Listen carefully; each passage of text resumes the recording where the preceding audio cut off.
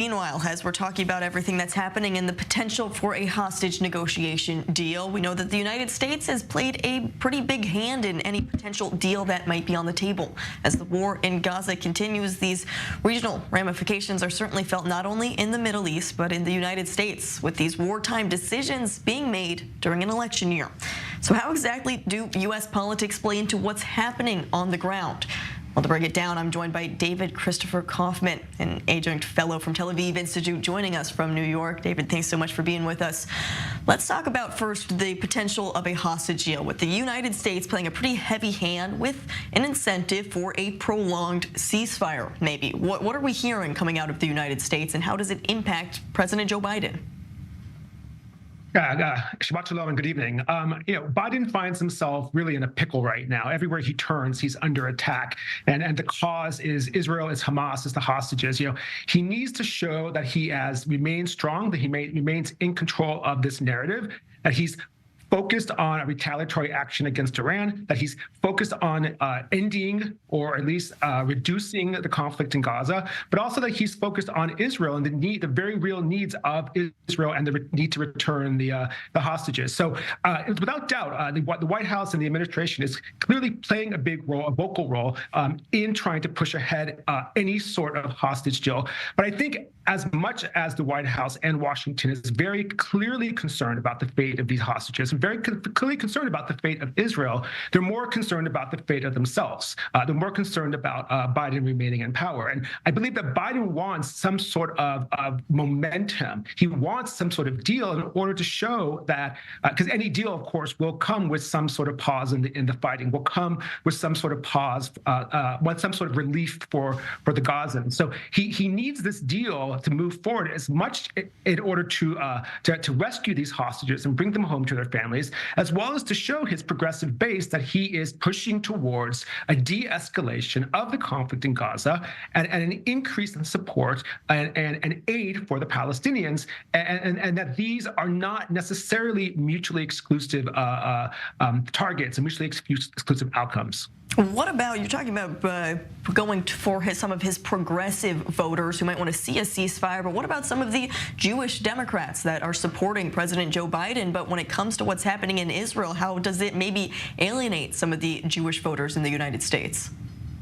I think it depends on which Jewish voters. There are a lot of different kinds of Jewish voters, just like there are also a lot of different kinds of African-American voters. And these sort of specific demographics, these are the targets right now of all this attention. Jewish voters that traditionally have supported Democrats resolutely, and it's likely that they will. I mean, every time we talk about this election and we talk about Biden and the focus on Biden, which is very important, we must also include a focus on Donald Trump and the fact that he will almost certainly be Biden's opponent at the end of this year. The question isn't so much about will Jewish voters to continue to support Joe Biden. The real question is, will Jewish voters flee Biden and move toward Trump if their feelings around his support of Israel are not met? And this goes both ways. Conservative Jewish voters, will they go to Biden will they go to Trump if they feel that Biden has abandoned Israel? Progressive Jewish voters who have been very vocal, it's unlikely they're going to go to Trump, but will they stay home? Will they not vote? Don't forget, in America, we're a country, despite, our very strong democracy and our focus on democracy, we're a country that comparatively doesn't vote. 2/3, 60% turnout, that's a big turnout for America. But that leaves a lot of space for folks to either vote for other folks or to just not show up and not vote.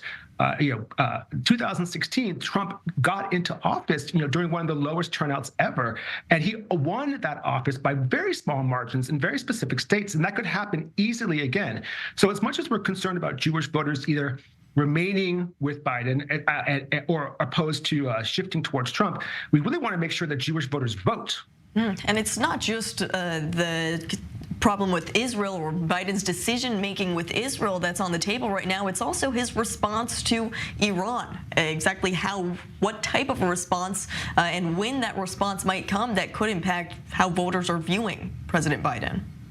Yeah, so the response to Iran, of course, is important and it's dominating the headlines. But again, here in America today, people are far less concerned about Biden's response against Iran and much more concerned about the positive job numbers. So this is what people in America are thinking about, much more focused on the economy than Iran per se. But Iran's important. It's important because Biden must show a sign of strength. And that actually is much more towards conservative or Republican voters. Don't forget, in November, a lot of Republicans don't want to vote for Donald Trump. There's a huge no Trump faction within the Republican Party right now. So what they want to see from Biden are, signs of strength. Signs that he is a commander-in-chief, signs that he is going to take the Iran threat seriously.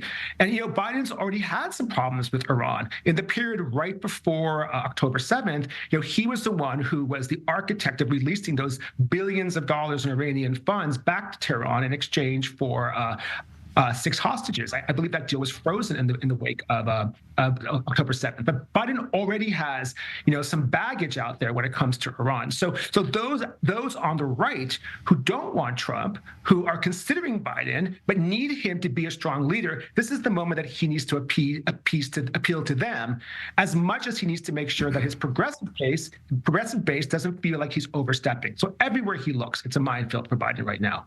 Everything happening during an election year. Quite a lot to break down. David Christopher Kaufman, thank you for bringing us up to date on all of the latest. Thank you.